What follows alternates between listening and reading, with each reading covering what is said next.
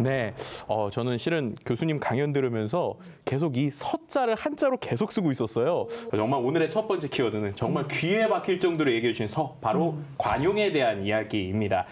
오늘날 우리나라 시민들이 생각하는 관용이라는 것이 과연 무엇인지에 대해서 분석을 해봤는데요. 국내에서 관용에 대한 SNS 언급량을 찾아봤는데 아주 흥미로운 것이 2019년보다 2020년에 저렇게 급상승하는 모습을 볼 수 있습니다. 오. 특히나 이제 저 4월 1일에서 4월 30일 그러니까는 코로나 상황이 심각해질 때 우리가 관용에 대해서 언급을 많이 했다. 그러니까 그만큼 이제 우리 교수님 말씀해 주신 것처럼 우리가 생각하는 그러니까 마스크나 이런 것들에 대한 이야기가 있었고요. 특히나 저기에 대한 관련 내용을 좀 살펴보니까 착한 선결제 캠페인 아니면은 뭔가 이렇게 우리가 소상공인을 돕기 위한 이런 캠페인들처럼 시민 참여나 뭐 관용에 대한 것들이 늘어났다라고 볼 수 있을 것 같고요.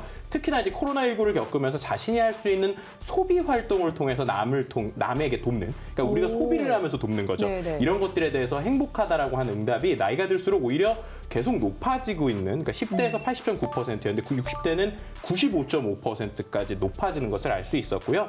이런 것만 보더라도 오늘날 우리가 생각하는 관용이라는 것이 바로 이런 공동체 정신의 회복이다라고 이야기할 수 있을 것 같습니다. 단순히 내가 원하지 않는 것을 남에게 시키지 말라는 걸 넘어서 남을 돕는 것을 관용이라고 느끼는 분들이 우리나라에 굉장히 많다는 게 좀 신기하네요. 네, 개인적으로 두 번째 키워드는 좀 아쉬움이 있는 부분이 있습니다. 바로 관계에 대한 이야기를 좀 해보려고 해요. 우리가 보통 관계라고 하면은 당연히 뭐 우리가 인간관계 맺는 거 당연한 거 아니야? 라고 볼 수 있을 것 같은데 실제로 2020년에 음성통화 및 SNS 이용 관련 인식조사를 해봤는데요. 인간관계를 위해서 노력한다라는 사람들이 2016년에 52.2%에서 2020년에 38.4%까지 많이 줄어들었고요. 또 친구가 많을수록 좋다라고 하는 의견도 거의 절반 수준, 그러니까 40%대에서 22.8%까지 줄어들었습니다. 왜 그럴까를 인간관계와 관련된 좀 연관 키워드를 통해서 살펴볼 수 있을 것 같아요. 인간관계에 관련된 연관 키워드를 보게 되면 분명히 인간관계인데 자격증이라든지 자기 관리의 하나로서 생각을 하는, 그리고 인간관계를 위한 책을 또 보기도 하고요. 그러다 보니까 이게 좀 힘든지 뭔가 스트레스나 상처, 문제와 같은 부정적인 키워드를 보게 됩니다.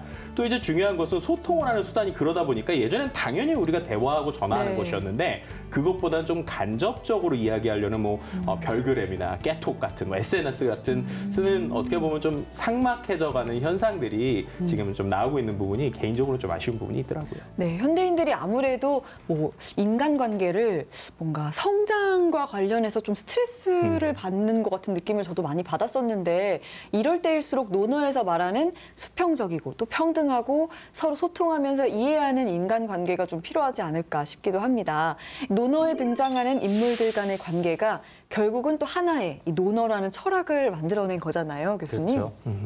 그렇죠. 논어라고 하는 책은 뭐 앞에서 이야기를 드렸지만 단순히 공자 혼자만의 책이라기보다는 공자와 그의 제자들이 함께 엮어낸 이야기 책이라고 보는 것이 맞겠죠. 아까 적절하게 집단지성이라고 했었던 것처럼.